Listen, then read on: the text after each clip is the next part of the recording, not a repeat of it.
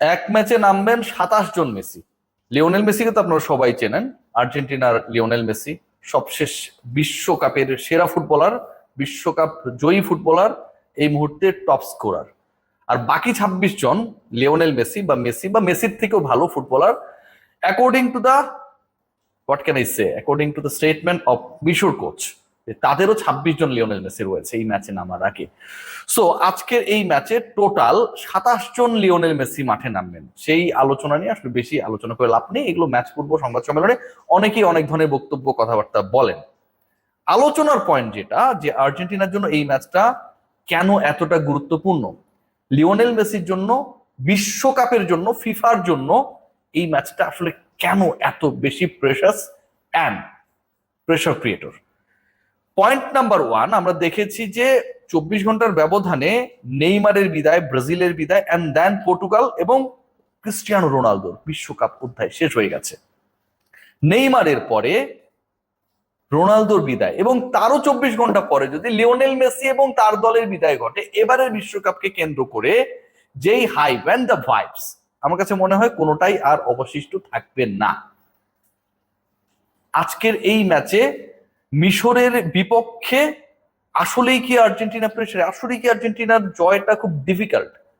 কয়েকটা পয়েন্ট নিয়ে আলোচনা করা দরকার। এবং প্রথম পয়েন্ট যেটা, সেটা হচ্ছে লাস্ট ম্যাচের পরে আর্জেন্টিনাকে নিয়ে, আর্জেন্টিনার লাইন আপ নিয়ে, আর্জেন্টিনার স্কোরিং নিয়ে অনেক ডিসকাশন হয়েছে, রাইট?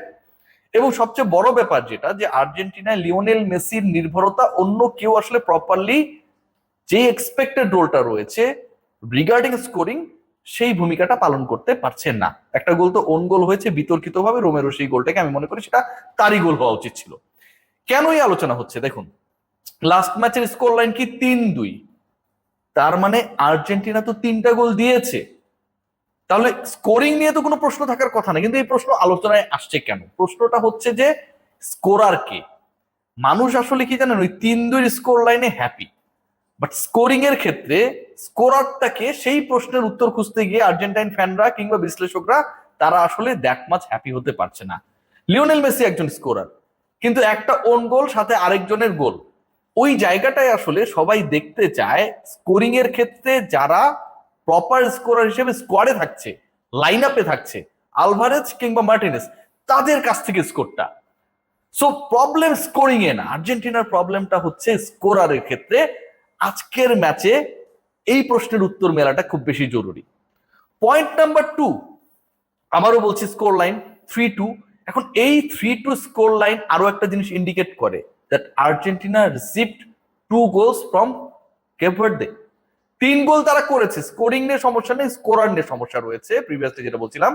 আবার 2টা গোল রিসিভ করেছে। এখন এই যে 2টা গোল রিসিভ করেছে, এই 2 গোল রিসিভ করা ইন্ডিকেট করে আর্জেন্টিনার ডিফেন্ডিং এ বড় সমস্যা রয়েছে, আর্জেন্টিনার রক্ষণে অনেক বড় সমস্যা রয়েছে। সেটা হতে পারে রক্ষণের যারা রয়েছেন সেই রোলটা প্লে করতে পারছেন না প্রপারলি, অথবা হতে পারে কিপিংটা প্রপারলি হচ্ছে না। যাই হোক, এই ডিসকাশনটাও ইম্পর্টেন্ট।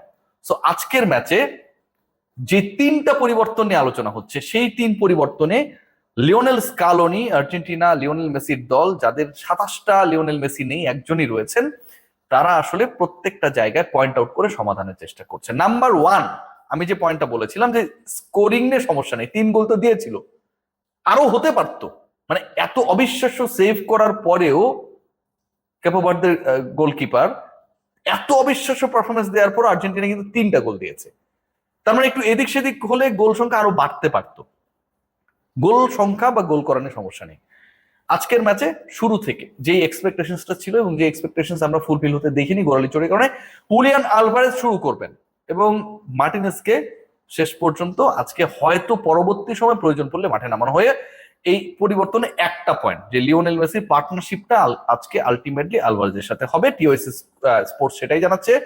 এবং সেই ব্যাপারটা স্কালোনি অনেকটা স্বীকার করে নিয়েছেন, মেনে নিয়েছেন, যে তিনি বলেছেন যে যেই খবরটা রটেছে, আমরা যেই প্র্যাকটিক্যাল চেঞ্জেসের ব্যাপারে ডিসকাশনে রয়েছি তার কাছাকাছি, এটা নাম্বার ওয়ান।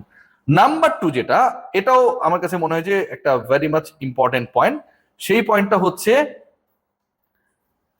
আজকে আলমাদা খেলবে না।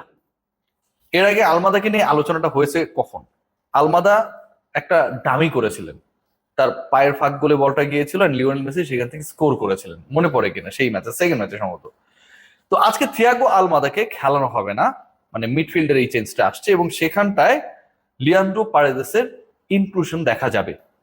লিয়ান্ড্রো পারেদেসের ইনক্লুশন দেখা যাওয়ার কারণটা হচ্ছে ম্যাকঅ্যালিস্টারকে একটু স্পেসটা বাড়িয়ে দেয়া, মানে তিনি যেই পজিশনে খেলছেন রেগুলারলি তাকে আরেকটু উপরে তোলা যায় কিনা। এখন ম্যাকঅ্যালিস্টার যদি আরেকটু উপরে ওঠেন, মানে just after Lionel Messi and Alvarez তাদের একটু নিচে থাকলেন, বাট তার রেগুলার পজিশন থেকে একটু উপরে আসলেন, তাহলে যেই সোর্সটার দরকার আর্জেন্টিনার for making goals and creating opportunities, সেই জায়গাটায় একটা স্পেস ক্রিয়েট হবে। সো এই পরিবর্তনটাও হচ্ছে। থার্ড যে পয়েন্ট, আমি শুরুতেই 2 নম্বর পয়েন্টে আপনাদেরকে বলেছিলাম যে আর্জেন্টিনা 2টা গোল রিসিভ করেছে, মানে স্কোরিং নিয়ে সমস্যা রয়েছে, এবং সেই স্কোরিং এর সমস্যাটা যতটা ছিল সেটা সলভ করার জন্য আপনি উইং এ পরিবর্তন আনছেন, বাট 2টা গোল তো রিসিভ করেছে, সেই গোল রিসিভ করার দায়টা আলটিমেটলি বর্তায় কার উপরে? ডিফেন্সের উপরে। এবং সেখানটায় মেদিনাকে অফ করে তাগলিয়াফিকোকে স্টার্টিং লাইন আপে খেলানোর পরিকল্পনা সোফার রয়েছে। আজকের এই ম্যাচটা আমার কাছে মনে হয়, আপনারা যারা আমার এই কন্টেন্টটা দেখছেন, আমি আপনাদেরকে মোটামুটি একটা গ্যারান্টি দিতে পারি, it is going to be a very different match. ওই যে 3টা পজিশন নিয়ে কথা বললাম, এই 3 পজিশনের পরিবর্তনে আর্জেন্টিনা হ্যাজ নোটিসড যে তাদের সমস্যা কোথায় হয়েছে লাস্ট ম্যাচে, এবং এই জিনিসটা নোটিফাই হওয়াটা দরকার ছিল। নাম্বার 2, আর্জেন্টিনা কঠিন চ্যালেঞ্জে এখন পর্যন্ত দে হ্যাভ প্লেড 4 ম্যাচেস, কঠিন চ্যালেঞ্জে কি পড়েছিল লাস্ট ম্যাচের আগ পর্যন্ত, ওই চ্যালেঞ্জে পড়াটাও দরকার ছিল। স্পেন কিন্তু বদলে যাওয়া একটা টিম, রাইট?